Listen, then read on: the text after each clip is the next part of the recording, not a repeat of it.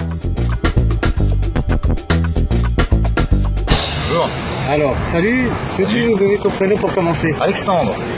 Alors Alexandre, tu es avec nous devant la maison de la radio en ce moment même. Tout à fait. Pourrais-tu nous dire pourquoi tu viens manifester ici et pas ailleurs? Je viens ici parce que c'est spécifiquement sur les médias pour lesquels on est venu aujourd'hui. Et je n'en peux plus de toujours avoir le même son de cloche en ce qui concerne les guerres au Moyen-Orient, l'économie, et tant de sujets où à chaque fois, que ce soit par l'AFP ou d'autres systèmes pour les médias qui nous envoient toujours le même discours, alors que les faits sont les faits, et qu'en grattant un petit peu, il y a tellement d'opposition, tellement de choses qu'on pourrait dire pour argumenter des explications contraires, qui ne sont jamais propagées dans les médias, jamais.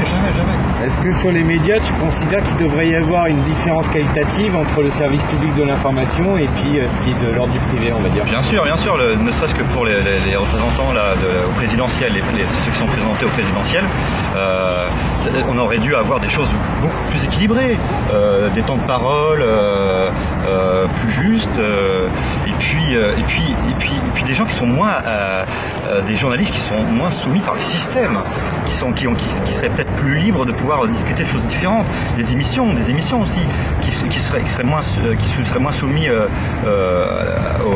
au nombre de gens qui regardent, tout simplement un devoir d'État d'informer sur les différents sons de cloche. Alors toi-même, je suppose que tu prends un petit peu comme nous tous ton information sur d'autres canaux que le mainstream. Évidemment. Est-ce que tu serais capable de dire à quel moment tu as commencé à chercher ailleurs que devant ta télévision ou en écoutant ta radio pour trouver de l'information alternative? Je pourrais pas le dire. Je sais que moi c'est venu par curiosité, parce que c'était frais comme information, que ça me changeait de ce que j'entendais tous les jours, et que c'était à la base quelque chose d'un petit peu entertainment, c'était pour le divertissement un petit peu que je suis tombé là-dedans, que j'ai découvert un monde culturel, sociologique, économique, que j'ignorais totalement.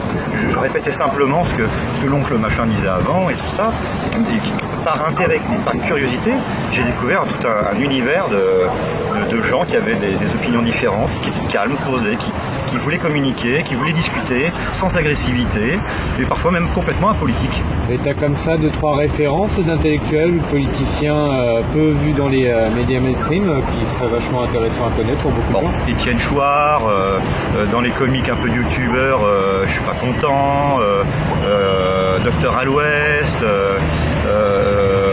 et puis même ça peut être un historien mais qui est un peu sorti, qui n'est pas dans le mainstream et qui va m'apprendre beaucoup de choses tout simplement, sans aller dans la conspiration, quoi que ce soit. D'accord. Pour clôturer, peut-être que tu voudrais appeler à ce que chacun se mobilise ici? Mais il faut venir, c'est complètement apolitisé. Si vous n'êtes pas content, il faut venir, c'est tout. Il suffit que vous ne soyez pas content, vous avez votre place ici. C'est pas compliqué. Merci beaucoup. Je vous en prie.